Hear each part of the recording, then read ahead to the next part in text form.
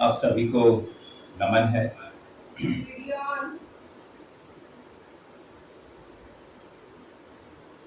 आइए प्रारंभ करें एक गहरा ओम का उच्चारण के साथ, गायत्री मंत्र के साथ हम प्रारंभ करें आज का यह योग सत्र।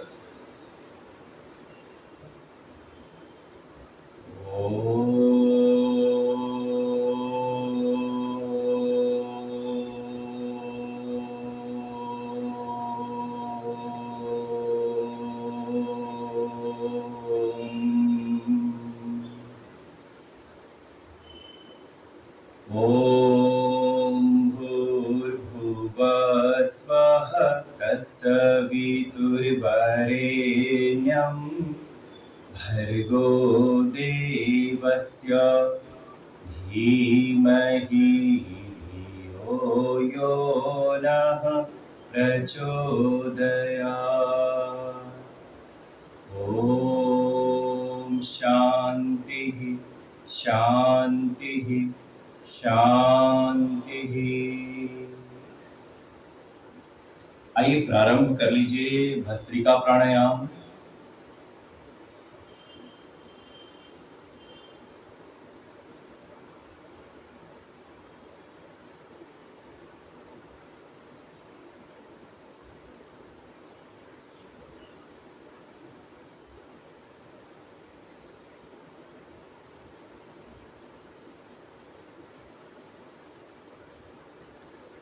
गहरे श्वास को लेना है, गहरे श्वास को छोड़ना है। 2.5 सेकंड में लेना है और 2.5 सेकंड में छोड़ना है।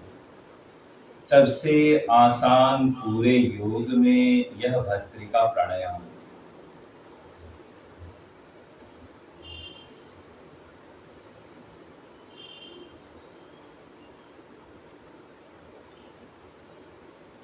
इस प्रातः बेला में ऑक्सीजन की मात्रा बहुत अच्छी है, उसे अपने शरीर में उतार लें, उसे ग्रहण करें। भगवान का यह प्रसाद स्वरूप ऑक्सीजन इस वातावरण में, इस वायुमंडल में, उसे गहरे अपने शरीर में उतारें।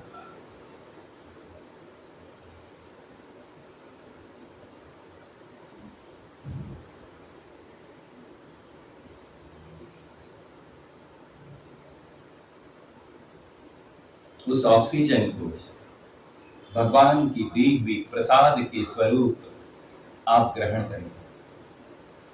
जैसे कि आप प्रसाद ग्रहण करते हैं ना, किस भाव से, उस भाव से इस ऑक्सीजन को अपने शरीर में ग्रहण करें।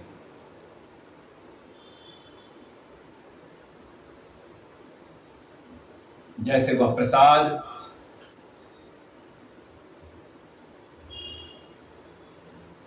खाने मात्र से हम ऐसा सोचते हैं और ऐसा होता है कि वह आपको सुख देता है, प्रसन्नता देता है, आपके दुख को दूर करता है।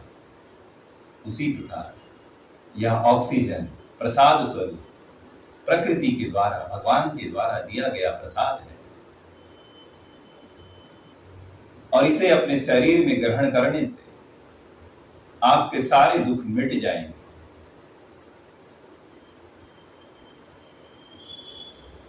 आइए रुक जाइए सर, थोड़ा पैर खोल करके हिला दीजिए। आप सभी, जब मैं 1 सप्ताह क्लास नहीं कराया था, निश्चित तौर पे आप योग कर रहे होंगे। एक भी दिन न गुजरे जब हम योग के न किए हो। आइए प्रारंभ करें। समय को ध्यान में रखते हुए 1 घंटे 10 मिनट में सारा कुछ पैकेज हमें कंप्लीट करना है। कपालभाति प्रारंभ कर लें आप।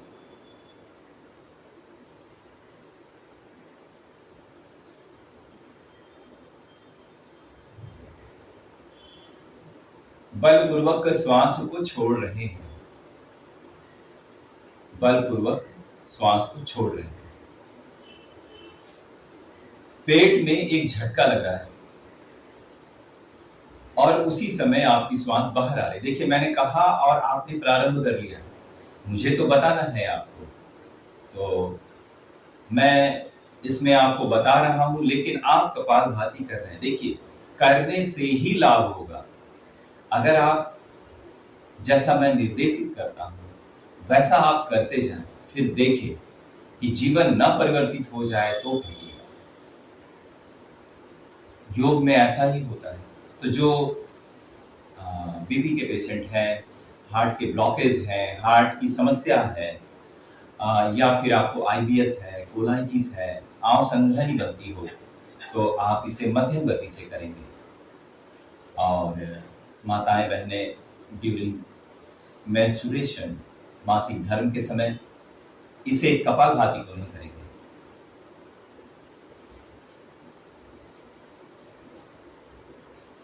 कपालभाति आप करते हैं,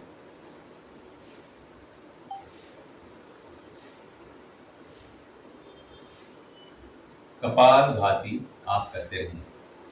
रुकना नहीं है, विराम नहीं है, चरय वेति चरय वेति, चलते जाना है, चलते जाना है।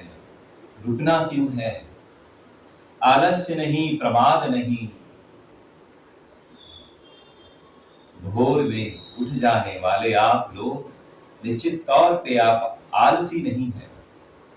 जो प्रातः बेला में उठकर इस योग कक्षा में, आप योग सत्र में आप ज्वाइन हो जाते हैं, निश्चित तौर पे आप वह व्यक्ति नहीं है जो आलस्य है। आप आलसी नहीं है। यह इस बात का प्रमाण है कि आप यहां जुड़े हैं। तो जुड़ने के बाद फिर आप हमारी सिर्फ कथनी को, हमारे कहने वाले शब्द को बैठकर सुनते ना रहें। आप कर रहे हैं कपालभाति। कपालभाति, पेट में स्ट्रोक लग रहा है और पूरा ये सिस्टम सर से लेकर पैर की उंगली तक जो कार्य कर रहा है हमारा शरीर, वह सारा सिस्टम जो मशीन है वो यहां है। इस धरती पर सबसे जटिल मशीन अगर कुछ है तो वह मानव तन है। बड़ा ही जटिल है ये। तो यहां हमारे बॉडी के लिए जो ऊर्जा चाहिए, उस ऊर्जा का निर्माण इस पेट में होता है।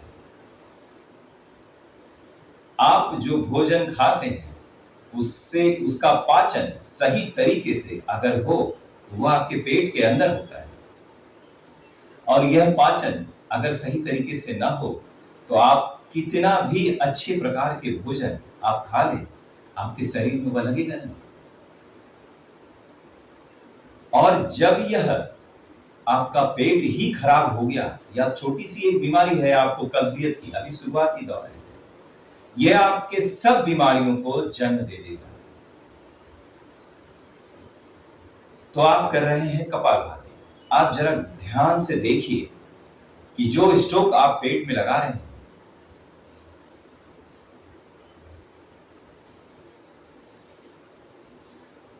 पूरा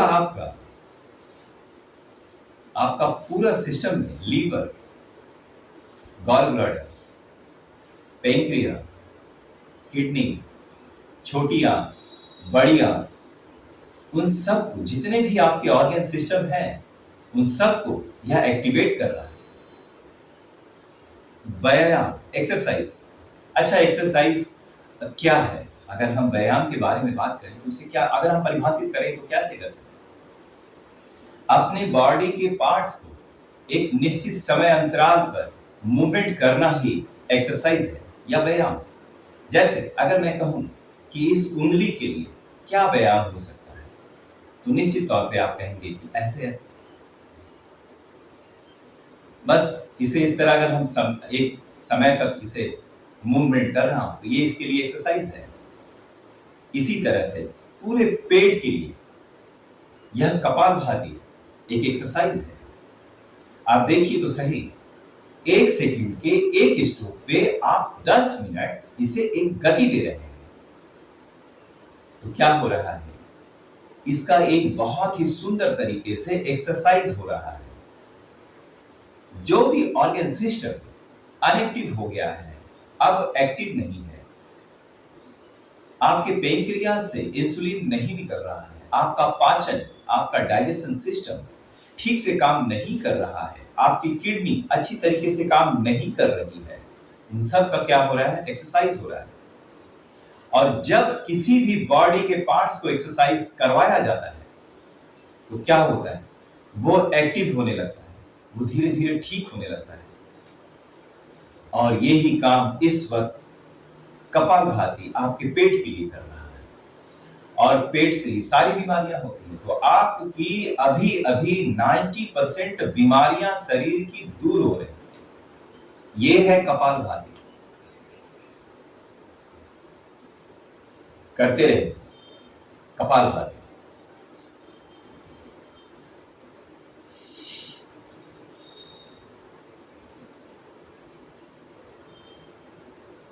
समस्याएं विकराल हैं।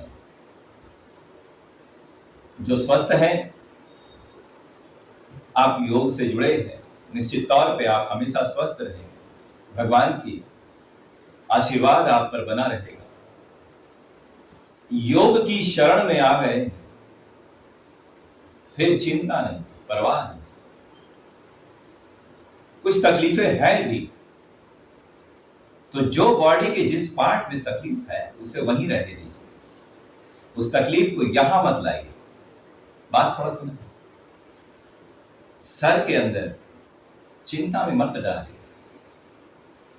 यहां अगर डालेंगे एक दूसरी बीमारी, मानसिक बीमारी हो जाएगी। हाँ?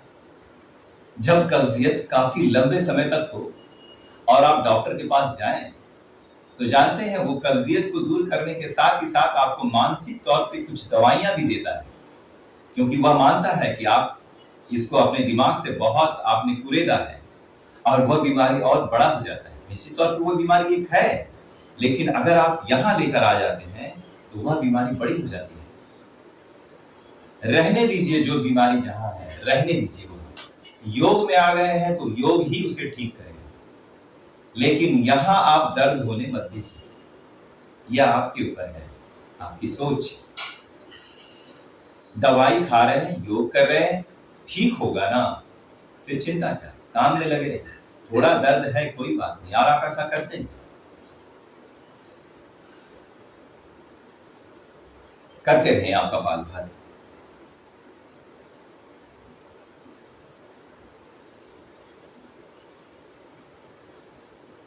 मनुष्य घिर गया है विकट संकटों से, सुनो मां तुम्हें ही बचाना पड़ेगा। मनुष्य को मनुष्यता नहीं भा रही है, सुनो मां तुम्हें ही बचाना पड़ेगा। त्राहिमाम त्राहिमाम, पूरे विश्व में त्राहिमाम।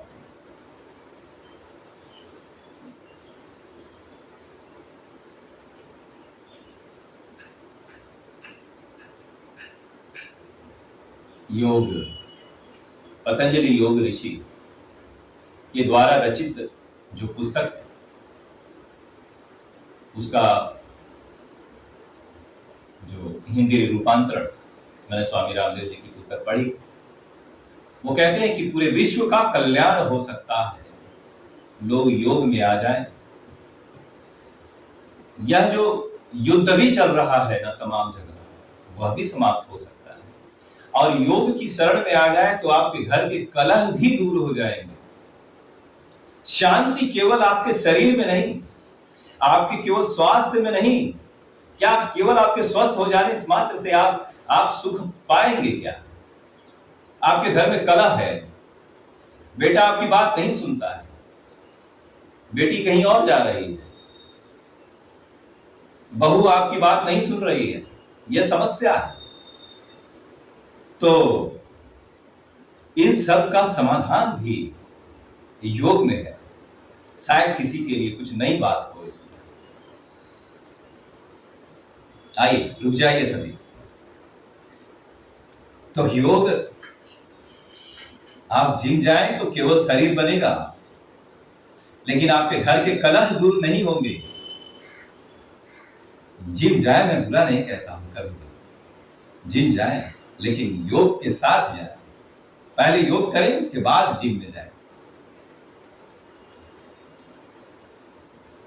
आइए, पैर थोड़ा खुल के हिला लिए हैं तो जितने सूक्ष्म व्यायाम है एक बार में कर लेंगे। आइए, क्या करेंगे? वायु प्राणायाम। आइए प्रारंभ कीजिए अनुलोम विलोम।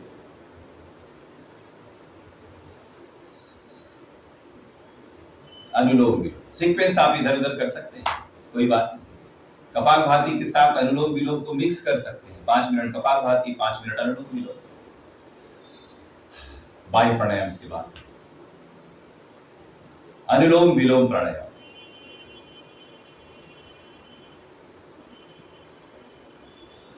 निश्चित तौर पे आप सभी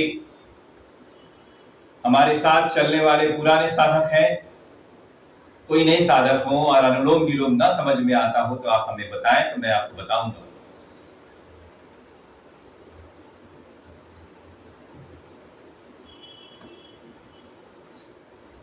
करते रहे 10 मिनट के लिए अनुलोम विलोम प्राणायाम।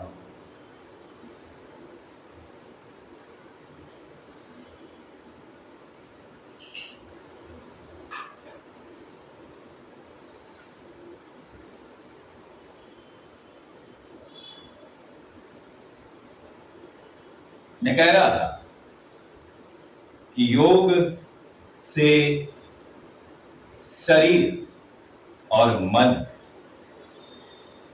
शुद्ध, पवित्र और स्वस्थ बनेंगे, लेकिन क्या आप इससे प्रसन्न हो पाएंगे? अगर आपके घर में कलह नहीं, उससे भी निजात आपको योग देता है।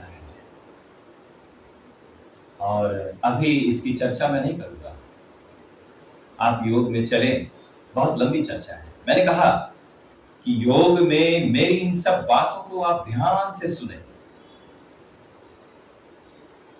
कल भी मैंने ये बात बताई थी। अनुलोम विलोम, कपालभाति, भ्रामरी, उद्गीत, उज्जाई, प्रणव, हाँ कर लिया। आसन, यौगिक जॉगिंग, सूर्य नमस्कार, दंड बैठक और सारे कुछ कर लिए, हो गया योग? नहीं, योग अभी नहीं हुआ है। योग नहीं हुआ है। स्नान करने से शरीर के मल मैल जो है ना वो छूट जाते हैं। मन का मैल इतने आसानी से नहीं छूटता। मन में ईर्ष्या, द्वेष, भय, क्रोध, आलस्य, तो भय, ईर्ष्या, क्रोध, ये सारी चीजें और क्रोध ये शरीर में मौजूद है। और जब तक यह शरीर में मौजूद है, यह आपको सच्चे सुख, परम आनंद की ओर ले जाने में बाधा है। योग यहां तक सोचता है, आप भय में, किसी भी प्रकार का भय, हाँ? किस प्रकार का भय? अगर आप गलत काम करते हैं तो पुलिस का भय। भय के समय क्या आप खुश रहते हैं? जरा विचार तो कीजिए। आप भय के समय क्या आप सुख में रहते हैं? क्या आप जिस समय डर रहे हैं, चाहे आप भूत से ही डर रहे हो, क्या आप उस समय सुख का आनंद ले रहे होते हैं? डर के समय सुख का आनंद।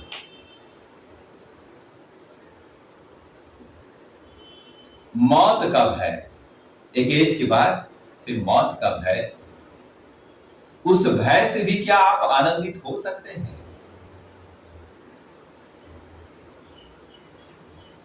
इसके निवारण कहां है?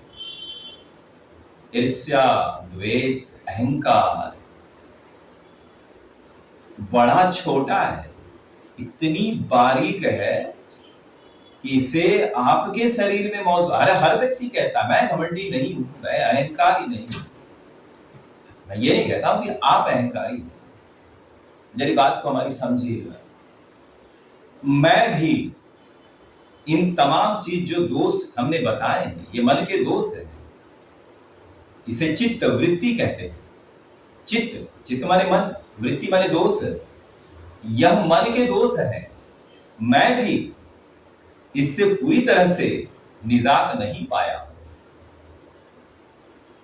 ऐसा मत समझिएगा कि मैं यहां बैठा हूं तो मैं जो बातें कह रहा हूं तो पूरी तरह से मैंने अपने जीवन में उतार लिया। हाँ, यह योग के द्वारा बहुत कम हो गया है, मैं इस चीज को वॉच करता हूं। आपको यहां योग में बैठकर अपने शरीर से बाहर जाना है और उस बाहर से अपने आप को देखना है कि मेरे अंदर ये वृत्तियां कम हुई है या नहीं। अपने आप को वॉच करना है। और जब मैं ऐसा करता हूं तो मैं पाता हूं कि मैं पहले के बनिस्पत थोड़ा और अच्छा और थोड़ा और इससे दूर, थोड़ा और इस वृत्तियों से दूर होता जा रहा हूं। और यह कार्य आपके साथ भी होगा। मैंने कहा है कि योग की इस यात्रा को छोटा न समझें। योग की इस यात्रा में आप संख्या ना देखें। योग की इस यात्रा में लंबी यात्रा हमारे साथ चले। हो सकता है इस योग के अंतिम पड़ाव पर जब मैं पहुंचूं,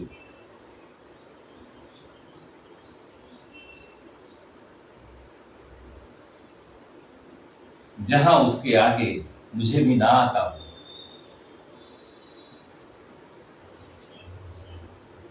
जब आप सामर्थ्यवान हो जाएंगे, कहते हैं ना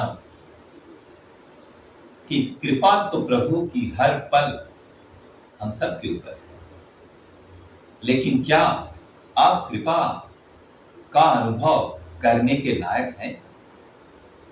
कृपा को अनुभव करने के सामर्थ्य अभी आप में आ गया है? यह सवाल है। हर पल उनकी कृपा। अनुलोम विलोम प्राणायाम,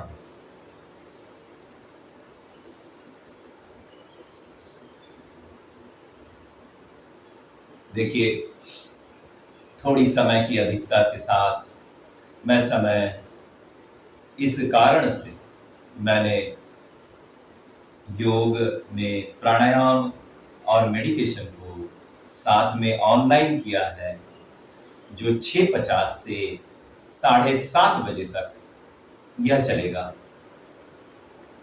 और उसके बाद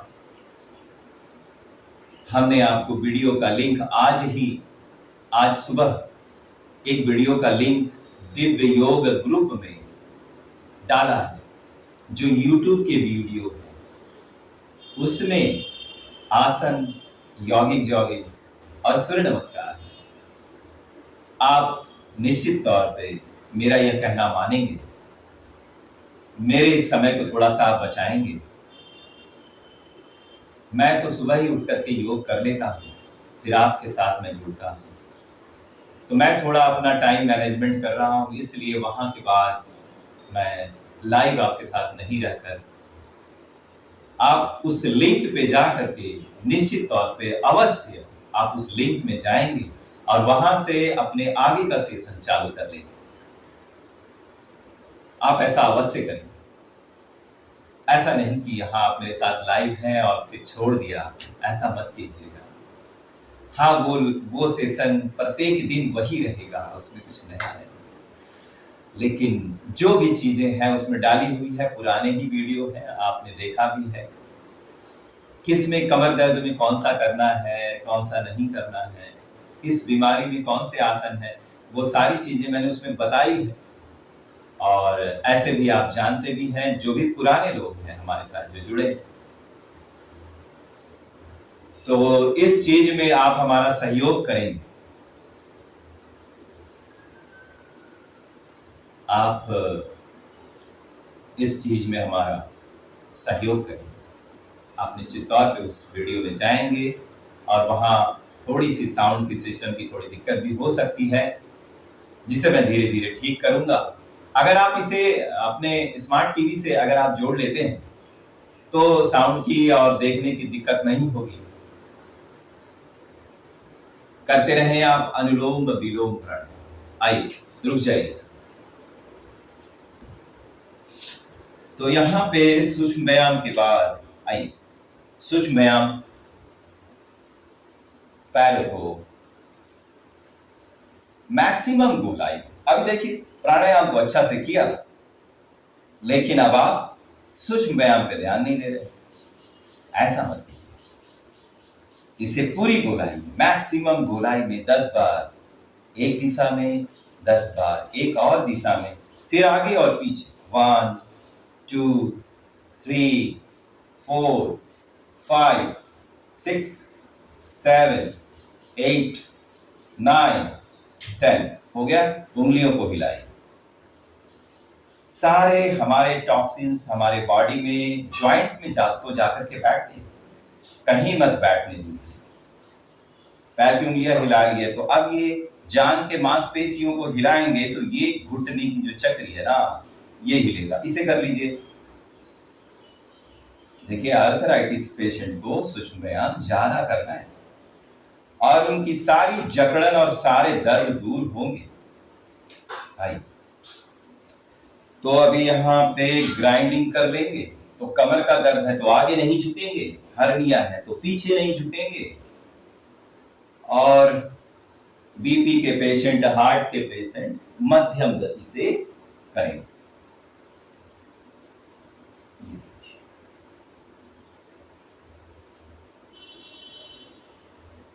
फिर विपरीत दिशा में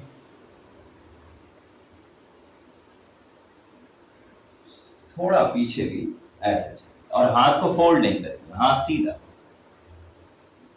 यह जो है ना आपके फैट को भी कम करता है, तो फैट कम करने के नाम पे तो आप जरूर कर लेंगे। जिनके पास थोड़ा मोड़ा भी फैट है, और ज्यादातर लोगों के पास में फैट है, तो आइए पैर खोल करके अगला इस तरह से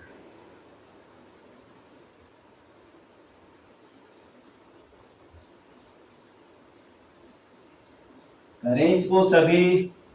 ये ऐसे हथेली जब ऊपर जा रही है तो थोड़ा उसको देखने की कोशिश। ये आपके पेट के पास से फैट जो है ना वो कम करता है।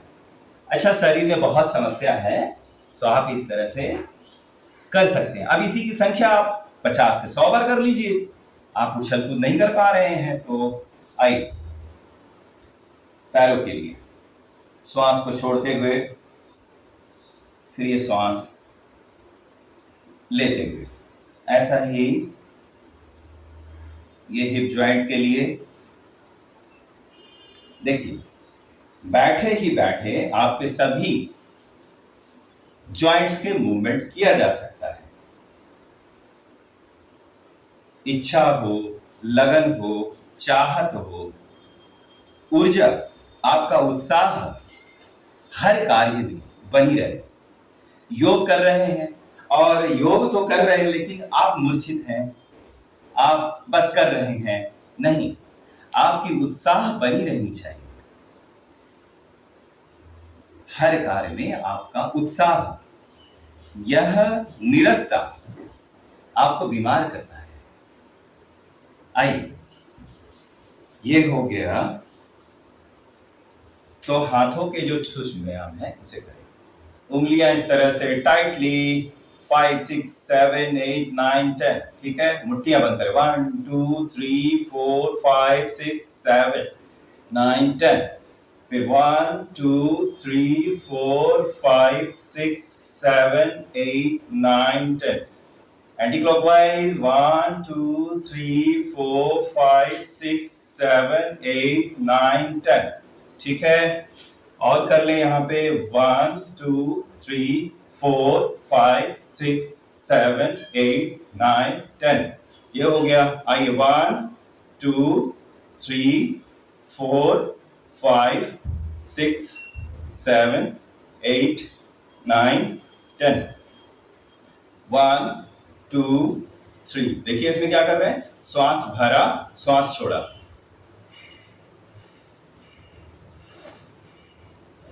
जब अंदर आ रहा है श्वास ले रहे हैं, श्वास छोड़ रहे हैं।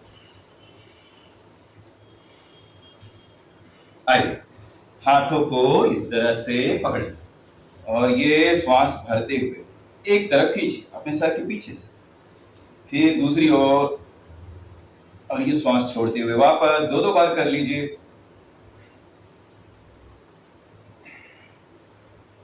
ये हो गया। हाथ को इंटरलॉक कीजिए सर के पीछे से, श्वास भरते हुए विपरीत ताकत लगाइए सर और हाथों के बीच। रिलैक्स एंड फिर से श्वास गहरा अंदर भरिए। रिलैक्स। फिर ये इधर से भी कर लीजिए 2 बार। Left side. देखिए ये करने मात्र से आपको कभी भी सर्वाइकल स्पॉन्डिलाइटिस नहीं होगा। आगे से भी कर लीजिए।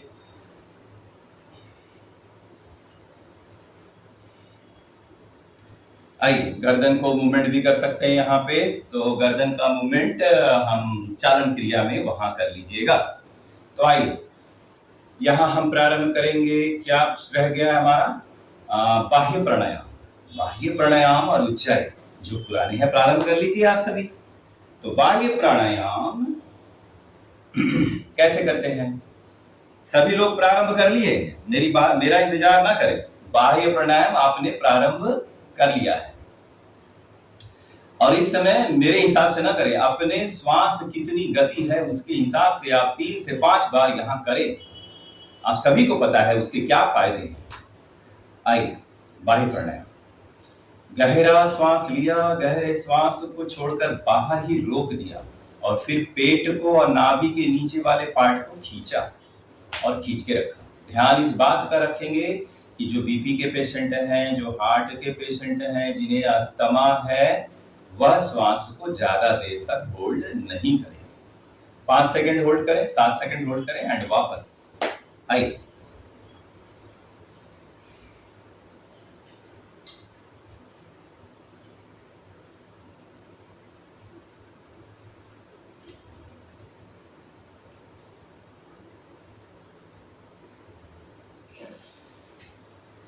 श्वास लेते हुए वापस।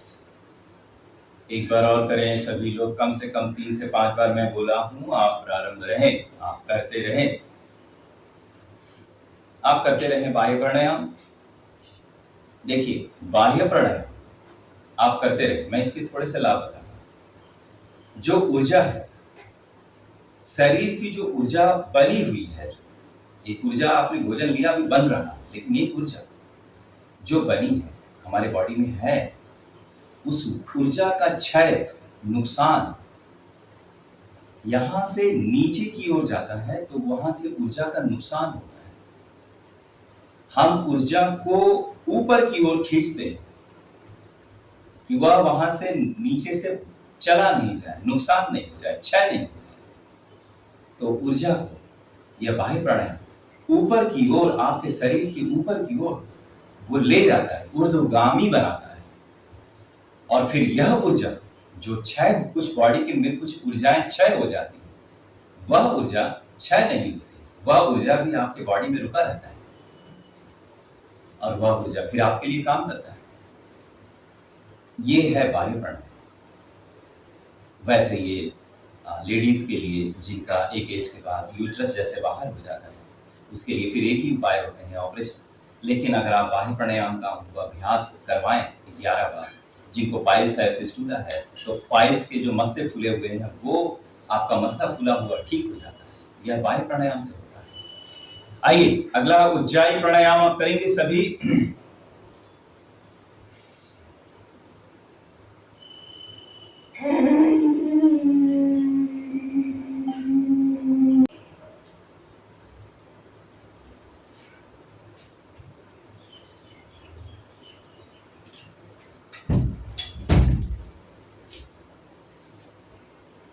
बाई नासिका से छोड़ते हुए वापस। उज्जाई आप करते रहे, मैं थोड़ी इसके बारे में बताऊंगा। तो उज्जाई आप कर रहे हैं कम से कम 3 बार 5 बार अवश्य करें। कम से कम 3 बार इस प्लेटफॉर्म में अवश्य करें। देखिए उज्जाई प्राणायाम खास तौर से यहां एक ग्रंथि है आपके गले में, वो थायराइड ग्रंथि है। उससे एक एंजाइम या रस निकलता है, वह हमारे बॉडी के ब्लड में मिलकर के पूरे बॉडी में फैल जाता है और यह हमारे बॉडी के लिए आवश्यक, बहुत सारे कार्य करने में यह आवश्यक। लेकिन अगर यह ठीक से काम न करे, यह ग्रंथि या ऑर्गन अगर ठीक से काम न करे तो क्या हो सकता है? या तो वो एंजाइम ज्यादा वह रस ज्यादा निकल रहा है, वह रासायनिक तत्व, या फिर वो कम निकलने लगेगा। तो इन दोनों ही कंडीशन में 2 प्रकार के थायराइड हो जाते हैं, एक हाइपोथायराइड और एक थायराइड होते हैं। उसको यह बैलेंस करता है और ठीक कर देता है। उज्जाई प्राणायाम करने से आपका यह ग्रंथि एक्टिव हो जाता है और स्वतः संतुलित अवस्था में वह जो एंजाइम जो रस है वह निकालने लगता है। और ऐसी चीजें मैंने तो अपनी योग क्लास में देखा है। तो आप उज्जाई प्राणायाम कम से कम इस प्लेटफॉर्म में 3 बार आपने किया, और जिनको थायराइड है तो वो 11 बार यहां ही करें। क्या पता आप फिर बाकी जब करें या ना करें, तो यहां कर ले। आपको सिंहासन भी करना चाहिए। आइए आगे चले हम सभी भ्रामरी, उद्गीत और ध्यान की ओर, प्राणायाम की ओर। और फिर आगे आप अगला जो हमारा वीडियो का लिंक है वहां से जुड़ करके आप आगे सब चीज करें। तो आइए प्रारंभ करें। 3 बार भ्रामरी, 3 बार उद्गीत और ध्यान में चले।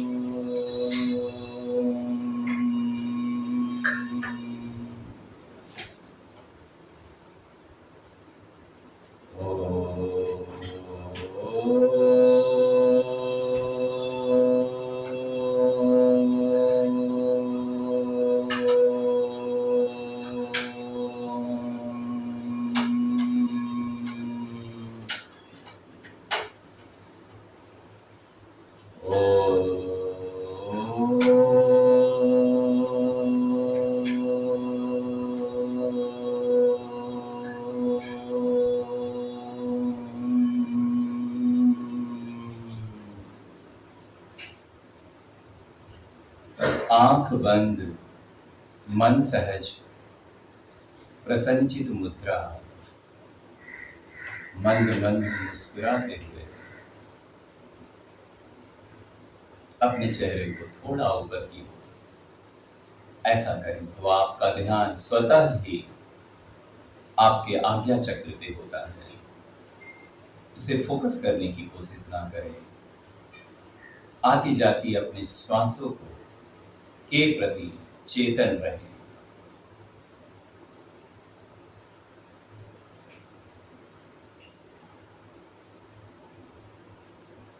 पूरे इस प्रकृति में तमाम जीव जंतु कीट,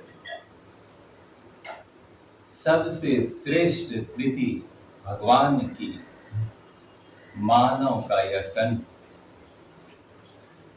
जिस दिन से आपका जन्म हुआ है उस दिन से ही तो प्रभु की कृपा आप सबके ऊपर है। क्या यह बड़ी कृपा नहीं है कि संसार की श्रेष्ठ जीव में हमें भगवान ने चुना है।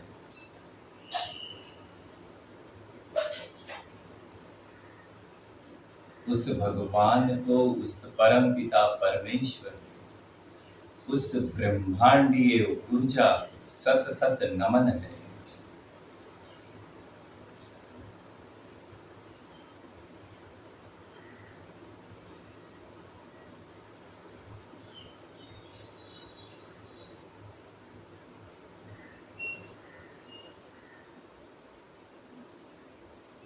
अपने श्वासों के प्रति आप चेतन रहें।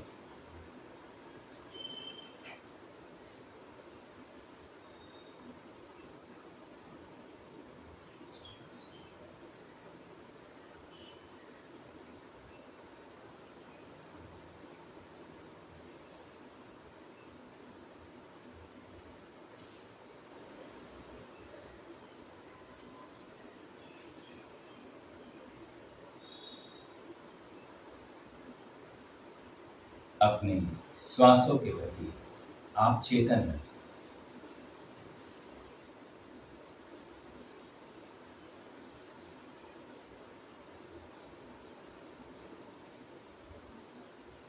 आइए धीरे धीरे अपने पलकें खोलें। 15 से 20 सेकंड में अपनी पलकें धीरे धीरे खोलें।